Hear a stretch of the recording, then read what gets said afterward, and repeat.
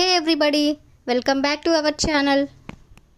ఈరోజు వీడియోలో మనం పిల్లలతో ఇంగ్లీష్లో ఎలా మాట్లాడాలో ఈ వీడియోలో తెలుసుకుందాం. పిల్లలతో మనం ఫస్ట్ నుంచి ఇంగ్లీష్లో మాట్లాడుతూ ఉన్నట్లయితే కనుక వాళ్ళకి ఇంగ్లీష్ అనేది చాలా ఈజీగా వస్తుంది. దానికోసం నేను ఈ వీడియోలో మన డైలీ లైఫ్లో యూజ్ చేసే కొన్ని యూస్ఫుల్ సెంటెన్సెస్ని ఈ వీడియోలో నేను క్లియర్గా ఎక్స్ప్లెయిన్ చేశాను. వీడియోని చివరి వరకు చూడటానికి ప్రయత్నించండి. వీడియో కనుక నచ్చినట్లయితే లైక్ చేయండి, షేర్ చేయండి. అలాగే మరిన్ని ఇంట్రెస్టింగ్ వీడియోస్ కోసం నా ఛానల్ని మీరు సబ్స్క్రైబ్ చేయండి. డిస్క్రిప్షన్లో సోషల్ మీడియా లింక్స్ అనేవి నేను షేర్ చేయడం జరిగింది. మీకు ఏమైనా డౌట్స్ ఉంటే మీరు నాకు మెసేజ్ చేయొచ్చు, నేను మీకు క్లారిఫై చేస్తాను. ఇప్పుడైతే టాపిక్లోకి వెళ్ళిపోదామా? Let's go to the topic. First sentence is సరిగ్గా కూర్చో లేదా కుదురుగా కూర్చో. పిల్లలతో మనం ఇలా చెప్తూ ఉంటాం కదా, దీన్ని మనం ఇంగ్లీష్లో సిట్ ప్రాపర్లీ అంటే సరిగ్గా కూర్చో లేదా కుదురుగా కూర్చో అని. నెక్స్ట్ వన్ ఈస్ ఆ పక్కకి వెళ్ళకు. పిల్లలు అటు ఇటు తిరుగుతూ ఉంటారు కదా, అప్పుడు మనం ఇలా అంటూ ఉంటాం. దీన్ని మనం ఇంగ్లీష్లో డోంట్ గో దట్ వే అంటే ఆ పక్కకి వెళ్ళకు అని. నెక్స్ట్ వన్ ఈస్ నన్ను శుభ్రం చేయనివ్వు. దీన్ని మనం ఇంగ్లీష్లో లెట్ మీ క్లీన్ అప్ అంటే నన్ను శుభ్రం చేయనివ్వు అని. నెక్స్ట్ వన్ ఈస్ ఎక్కడ పెట్టావు. పిల్లలు ఏదైనా వస్తువును కానీ ఇంకేమైనా ఎక్కడైనా పెట్టి మర్చిపోతూ ఉంటారు కదా, అప్పుడు మనం ఇలా అడుగుతూ ఉంటాం. దీన్ని మనం ఇంగ్లీష్లో where did you put it అంటే ఎక్కడ పెట్టావు అని. For example, where did you put your books అంటే నీ పుస్తకాలను ఎక్కడ పెట్టావు అని. నెక్స్ట్ వన్ పళ్ళు తోముకో. దీన్ని మనం ఇంగ్లీష్లో బ్రష్ యువర్ టీత్ అంటే పళ్ళు తోముకో అని. For example, brush your teeth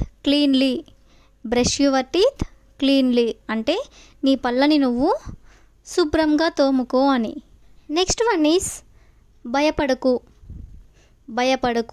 పిల్లలు ఏదైనా చెప్పాలనుకున్నప్పుడు లేదా ఏదైనా చూసి భయపడుతూ ఉంటారు కదా, దీన్ని మనం ఇంగ్లీష్లో డోంట్ బీ అఫ్రైడ్ అంటే భయపడకు అని. దీనికి ఎగ్జాంపుల్ సెంటెన్స్గా don't be afraid tell me what happened అంటే భయపడకుండా నువ్వు ఏం జరిగిందో చెప్పు అని. నెక్స్ట్ వన్ ఈస్ ఏం అవ్వాలనుకుంటున్నావు. జనరల్గా మనం పిల్లల్ని ఇలా అడుగుతూ ఉంటాం కదా, నువ్వు పెద్దయ్యాక ఏం అవ్వాలనుకుంటున్నావు అని. దీన్ని మనం ఇంగ్లీష్లో what do you want to become అంటే నువ్వు పెద్దయ్యాక ఏం అవ్వాలనుకుంటున్నావు అని. నెక్స్ట్ వన్ ఈస్ ఎందుకు వెళ్ళావు. జనరల్గా పిల్లలు మనం వద్దన్నా కానీ ఎక్కడికంటే అక్కడికి వెళ్తూ ఉంటారు కదా, అప్పుడు మనం ఇలా అంటూ ఉంటాం. దీన్ని మనం ఇంగ్లీష్లో వై డిడ్ యూ గో అంటే ఎందుకు వెళ్ళావు అని. నెక్స్ట్ వన్ ఈస్ చెప్పులు వేసుకుని బయటకు వెళ్ళు. చాలామంది పిల్లలు చెప్పులు లేకుండానే అలానే వెళ్ళిపోతూ ఉంటారు కదా, ఆ సందర్భంలో మనం ఇలా అంటూ ఉంటాం. దీన్ని మనం ఇంగ్లీష్లో put on your sandals and go out అంటే చెప్పులు వేసుకొని బయటికి వెళ్ళు అని. నెక్స్ట్ వన్ ఈస్ త్వరగా స్నానం చేయి. దీన్ని మనం ఇంగ్లీష్లో ఏ విధంగా చెప్పాలంటే take a bath quickly or take a shower quickly. రెండిటికి మీనింగ్ కూడా త్వరగా స్నానం చేయి అని.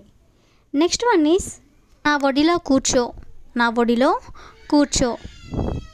మనం ఇలా అంటూ ఉంటాం కదా, దీన్ని మనం ఇంగ్లీష్లో సిట్ ఆన్ మై ల్యాప్ అంటే నా ఒడిలో కూర్చో అని. Next one is brush brush చేసావా? మార్నింగ్ పిల్లలు నిద్రలేయంగానే మనం ఇలా అడుగుతూ ఉంటాం కదా, బ్రష్ చేసావా అని. దీన్ని మనం ఇంగ్లీష్లో did you brush, did you brush అంటే బ్రష్ చేసావా నువ్వు అని. నెక్స్ట్ వన్ ఈజ్ నీ కడుపు నిండిందా, నీ కడుపు నిండిందా. పిల్లలకి మనం భోజనం పెట్టాక ఇలా అడుగుతూ ఉంటాం కదా. దీన్ని మనం ఇంగ్లీష్లో is your stomach full, is your stomach full అంటే నీ కడుపు నిండిందా అని. నెక్స్ట్ వన్ ఈజ్ నీళ్ళల్లో ఆడకు, నీళ్ళల్లో ఆడకు. మనం వద్దన్నా కానీ పిల్లలు వినకుండా నీళ్ళల్లో ఆడుతూ ఉంటారు కదా, అలాంటి సందర్భంలో మనం ఇలా అంటూ ఉంటాం. దీన్ని మనం ఇంగ్లీష్లో don't play in the water, don't play in the water అంటే నీళ్ళల్లో ఆడకు అని. నెక్స్ట్ వన్ ఈజ్ టైం అయిపోతుంది, టైం అయిపోతుంది. పిల్లలు స్కూల్కి టైం అయిపోతున్నా కానీ లేట్ చేస్తూ ఉంటారు కదా, అలాంటి సందర్భంలో మనం ఇలా అంటూ ఉంటాం.